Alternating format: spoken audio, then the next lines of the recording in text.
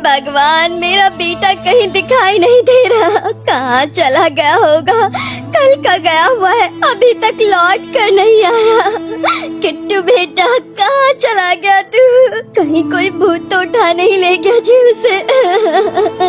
अरे कहाँ ही जाएगा तेरा पागल बेटा, आ जाएगा। कोई छोटा बच्चा थोड़ी ना है, चिंता मत करो, आ जाएगा वो। पता नहीं जी, कभी भी इतनी देर तक घर से बाहर नहीं रहा। मुझे डर लग रहा है, मैं क्या करूं? इतने कितने ही दिन हो गए, कल ही तो गया वो, शहर में अपने दोस्तों से मिलने गया होगा, आ जाएगा। बात वो नहीं है जी, आपको पता है पिछले महीने राजू भैया का बेटा भी ऐसे ही कहीं चला गया था और कई दिनों तक लौट कर नहीं आया। जब बहुत उसे ढूंढा गया तो वो जंगल में पेड़ से लटका मिला। सब कह रहे थे भूतनी ने उसे मारा है। मुझे तो डर है कि कहीं कोई भूतनी मेरे बेटे को भी ना मार दे। अरे ऐसा कुछ नहीं होगा, वैसे भी भूत प्रेत कुछ होते नहीं है, अपने मन का वहम निकाल दो। क्या बात है मौसी, आप आखिर इतनी परेशान क्यों है? क्या बात हो गई? अब क्या हो गया काका? क्या बताओ वासु, किट्टू कल सुबह निकला था और अभी तक वापस नहीं लौटा। तेरी मासी को लगता है कि उसे किसी भूत प्रेत ने पकड़ लिया है और मुझे भी अभी इसी बात का डर है।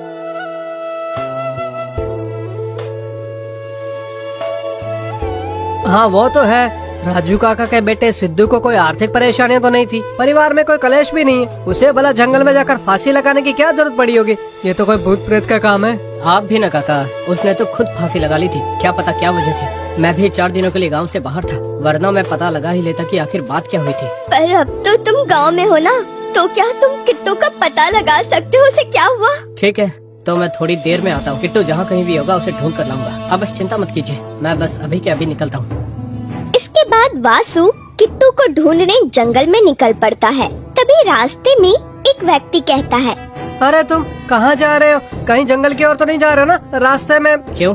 मैं क्यों न जाऊँ? किट्टू कल सुबह से घर वापस नहीं लौटा है। मैं देखने जा रहा हूँ कि कहीं वो जंगल में तो नहीं रह गया है। अरे नहीं नहीं, तुम वहाँ मत जाओ, सुना है वहाँ एक भूत है जो सबको फांसी पर लटका कर मार डालता है। भूत प्रेत जैसा कुछ नहीं होता है। समझ में नहीं आ रहा है कि सब लोग जंगल में जाने से इतना घबरा क्यों रहे हैं। तुम एक काम करो, तुम चलो मेरे साथ और बताओ भूत कहाँ पर है। तुम्हें मरना तो जाओ, मैं तो कहीं नहीं आने वाला, समझा?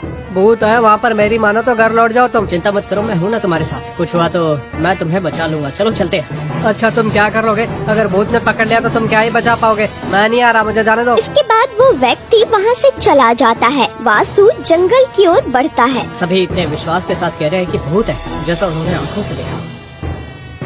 हाँ, बहुत दूर आ चुका हूँ मैं, वो मुझे कहीं दिखाई क्यों नहीं दिया?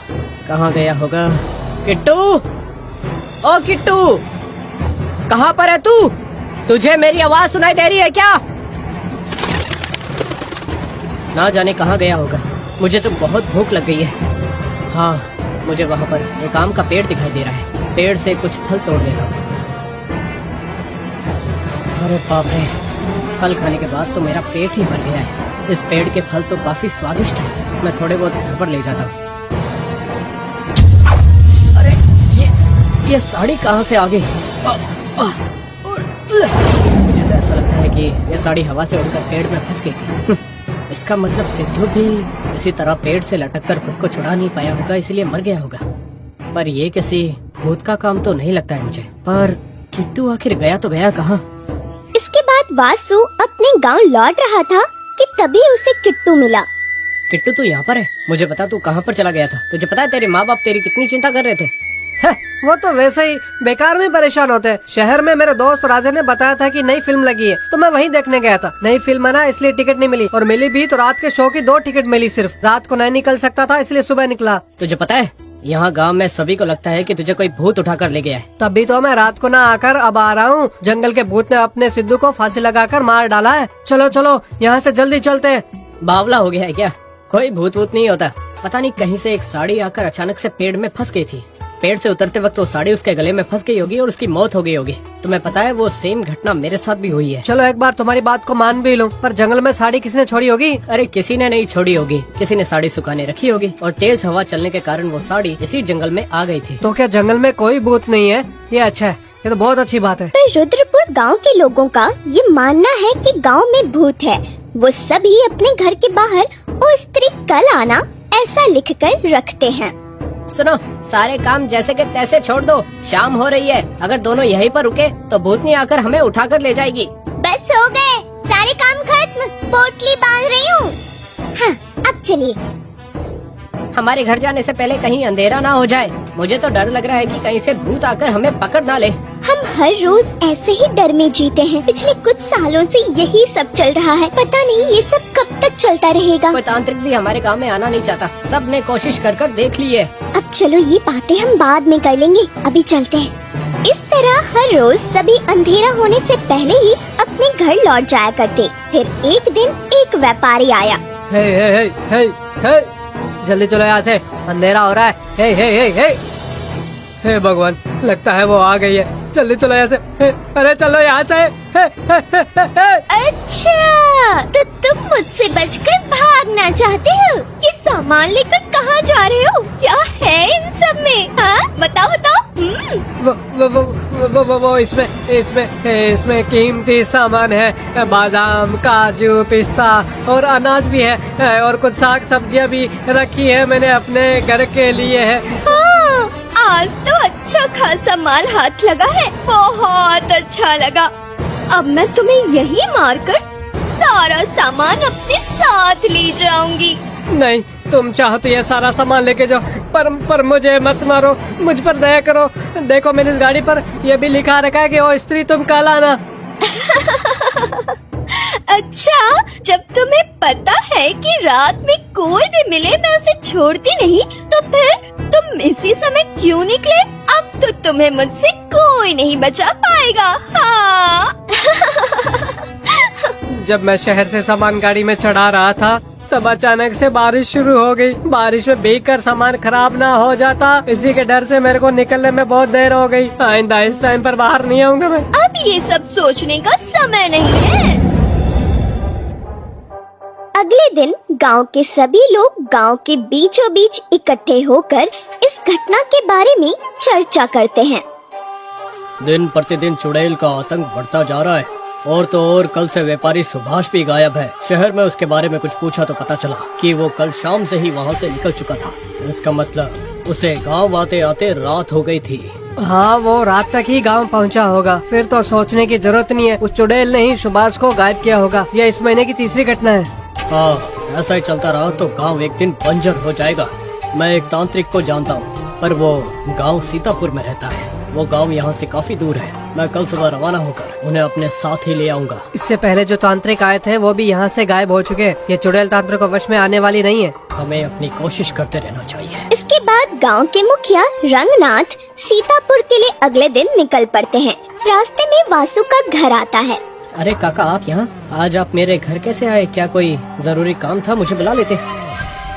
एक चुड़ैल है जो गांव वालों को गायब कर रही है। हमें पता नहीं चल रहा है कि वो जिंदा है या मर चुकी है। मैं तांत्रिक को बुलाने के लिए सीतापुर जा रहा हूँ। मैं थक गया था तो सोचा तुम्हारे घर पर आकर थोड़ी देर आराम कर लिया जाए। ये सब आपका भ्रम है। आप जैसा बता रहे हैं लगता है कि कोई फिल्म की कहानी है। अब के समय भूत प्रेत थोड़ी ना होते काका जी। मैं सच कह रहा हूँ, ये पहला किस्सा थोड़ी है। मैं बचपन से यहाँ देखता आ रहा हूँ। अंधेरा होने के बाद कोई घर से निकलता है तो वो अगले दिन गायब हो जाता है, लौटता नहीं है। मुझे तो लगता है कि इसमें कोई गड़बड़ है काका जी। चलिए, मैं भी आपके साथ चलता हूँ। देखे तो आखिर ये है क्या। ऐसा कुछ मत करना। उस चुड़ैल को हल्के में मत लेना। उसके चुंगल में जो फंसा वो आज तक अपने घर वापस नहीं लौटा है बेटा। कुछ देर वहाँ पर आराम करने के बाद मुखिया वहाँ से निकल पड़ते हैं। पता नहीं ये कौन सी सदी में जी रहे हैं। मुझे भूत भूत पर विश्वास नहीं है। दाल में कुछ काला तो है, जाकर पता लगाना होगा। पर इतना लंबा सफर, अकेले इतना लंबा सफर तय किया तो मैं सच में बोर हो जाऊंगा। हाँ, उस किट्टू को साथ ही ले जाता हूँ मैं। हाँ, पूरा रास्ता बातें करते करते ही कट जाएगा।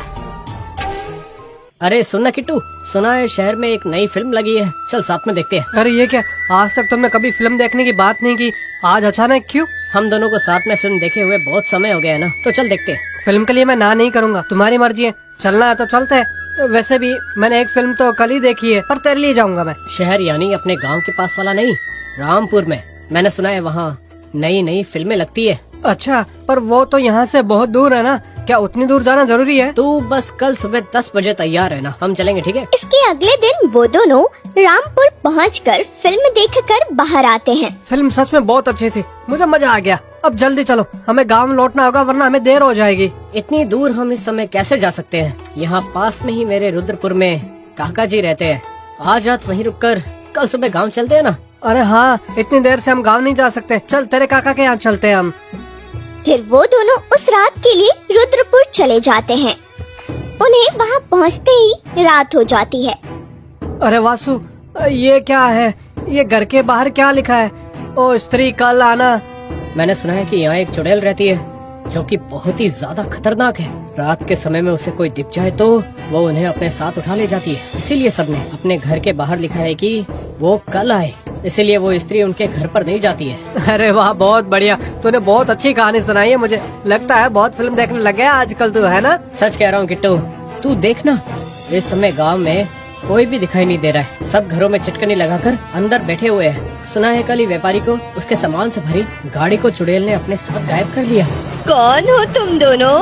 मेरे बारे में बातें कर रहे हो? देखने में इस गांव के तो नहीं लगते। चुड़ैल, वासु सच में चुड़ैल है। चल चल चल, भागते हैं यहाँ से। भागना चाहते हो तुम? मुझसे बचकर नहीं भाग पाओगे।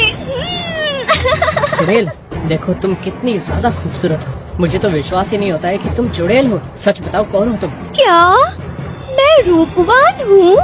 70 साल की उम्र में भी मैं सुंदर हूँ क्या? बताओ तो। क्या कह रही हो? तुम्हारी आयु 70 वर्ष है, पर तुम तो युवती जैसी लग रही हो। मुझे तो मरे हुए ही 50 वर्ष हो गए हैं। पर तुम्हें इससे क्या लेना देना? तुम लोग यहीं पर रुको, मैं तुम्हारे लिए भोजन लेकर आती हूँ। ये सब क्या हो गया? मैं शांति से घर पर बैठा था यार, तूने मुझे चुड़ैल के हाथ फंसा दिया। पर मुझे समझ में नहीं आ रहा है कि वो हमें जिंदा छोड़कर आखिर भोजन देने के लिए क्यों गई होगी। कुछ समझ में नहीं आ रहा है मुझे। खाओ खाओ और खाओ, अगर खाना रोक दिया तो मार डालूंगी। खाओ। तुझे कुछ सुनाई दे रहा है? किसी को खाने के लिए कह रही है? चल चलकर देखते हैं ना। मैं कल से खा ही रहा हूँ, और कितना कहूँ, मुझे और नहीं खाया जाएगा। मुझ पर दया करो, तुम भले ही मुझे मार डालो, मैं नहीं खाऊंगा। मैंने तुम्हारे लिए मेहनत से 5 पकवान बनाए हैं और तुम खा नहीं रहे। खाओ, जल्दी खाओ। ये नहीं खा सकते तो तुम इन्हें खाने के लिए क्यों कह रही हो? वैसे तुम चुड़ैल हो तो हमें लगा कि तुम हमें खा जाओगी, पर तुम तो हमें अच्छा खाना खाने के लिए कह रही हो। इससे तुम्हें क्या लेना देना है? मैंने तुम्हारे लिए भी 5 पकवान बनाए हैं, तुम दोनों भी आराम से बैठकर खाओ। पेट भर कर खिला के हमें खा जाना इसकी विशेषता है। देखिए, आपको देखकर मुझे सच में बहुत बुरा लग रहा है। आप इतनी भली औरत है, फिर भी ये सब क्यों कर रही है? आप बताइए कि आखिर बात क्या है? हम आपकी समस्या दूर कर सकते हैं। ठीक है, तो फिर सुनो। मैंने बड़ी आस से प्रेम करके अपने पति से विवाह किया, लेकिन विवाह के बाद मेरे सास ससुर मुझसे खुश नहीं थे और उन्होंने मुझे बहुत ज्यादा प्रताड़ित किया। कल मोही कहाँ मर गई? इतना सारा काम छोड़कर चली कहाँ गई? कहाँ थी? मैं तो कब से यही हूँ। सासू माँ देखिए ना, मैं पौधों को पानी दे रही थी। सुबह से बस इसी काम में लगी हुई हो। लगता है यहाँ खेल चल रहा है। जल्दी जाओ और भोजन बनाओ। मैंने भोजन बनाकर रख दिया है सासू माँ, आप जाइए और भोजन कर लीजिए। उल्टा जवाब दे रही है मुझे। ठीक है, मैं भोजन कर लूंगी। तुम घाट पर जाओ और जाकर कपड़े धोकर आओ। जल्दी करो, तुम्हें तो हर काम बताते बताते मेरी जबान थक जाती है। बुढ़िया कहीं की, काम बताते बताते जबान थक जाती है, तो सोचो मैं काम करते करते कितना थक जाती होंगी। दुष्ट सास। हाँ, मैं जा रही हूँ। हमारा बेटा भी शहर में है, वापस आने में कम से कम 10 दिन लग जाएंगे। उसके वापस आने से पहले हमें इसे ठिकाने लगाना होगा। इसी की वजह से हमें दहेज नहीं मिला। कहीं तुम उसे मार डालने की सोच नहीं रहे हो ना? बता देता हूँ, ऐसा बिल्कुल भी मत करना। मैं उसे क्यों मारने जाऊंगी? मैं ऐसा कुछ करूंगी कि वो खुद ही मर जाए। फिर अपने बेटे का विवाह किसी बड़े घर की लड़की से करवाऊंगी और उससे दहेज भी लूंगी। देखो वो आ गई। तो तुम आ गई? बड़ी देर लगा दी महारानी। अब इस तरह खड़ी क्यों है? जा, वहाँ सामने गेहूँ रखा है, उसे जाकर पीस दे। आज रात हम लोग रोटी खाने वाले हैं। ठीक है माँ जी, मैं पहले थोड़ा भोजन कर लेती हूँ, फिर कर दूंगी। इतनी भी क्या जल्दी है भोजन करने की तुम्हें? हाँ बोलो, एक बार भोजन नहीं करोगी तो मर नहीं जाओगी। इस तरह मेरी सास ने पूरे 10 दिन तक मेरे पति के वापस आने तक मुझे भूखा रखा, जिससे मैं मर गई और उसी घर में मेरे शव को गाड़ दिया। इसलिए मैं अपने सास ससुर को यहाँ पर लाकर उन्हें जबरदस्ती खिलाकर मार डालना चाहती हूँ, तभी जाकर मेरी आत्मा को शांति मिलेगी। पर अपने सास ससुर के अत्याचारों का बदला आप इन मासूम गांव वालों से ले रही है, ये तो गलत बात है ना। मुझे नैतिकता सिखाओगे? अभी तुम्हारा भी भोजन तैयार है, तुम्हारे साथ भी वही करूँगी मैं। बात समझने की कोशिश कीजिए। मैं जानता हूँ कि आपके साथ अन्याय हुआ है, मैं आपको न्याय दिलाऊंगा। आपके देह का विधि पूर्वक अंतिम संस्कार करूंगा। आपसे विनती है कि कृपया करके आप हमारे गांव वालों को इस तरह से परेशान ना करें। तुम वैसे तो भले लड़के लगते हो मुझे, पर आप ऐसे और कब तक अतृप्त आत्मा बनी भटकती रहेंगी? आप बस मेरी बात मानिए, आपकी आत्मा को शांति मैं दिलाऊंगा। गांव वालों को आपके साथ हुए अन्याय के बारे में बताऊंगा, जिससे वो लोग अपनी सहानुभूति रखेंगे। आपके पास बंदी बने गांव वालों को छोड़ दीजिए। इसके बाद वासु सुमन के घर से उसके पार्थिव शरीर को बाहर निकालकर विधिवत उसका अंतिम संस्कार करके उसकी आत्मा को शांत करता है। साथ ही सुमन के पास बंधे गांव वालों को छुड़ाता है। उस दिन से गांव भूत। Thanks for watching Rap on Tales. Subscribe and hit the bell for more fun adventures.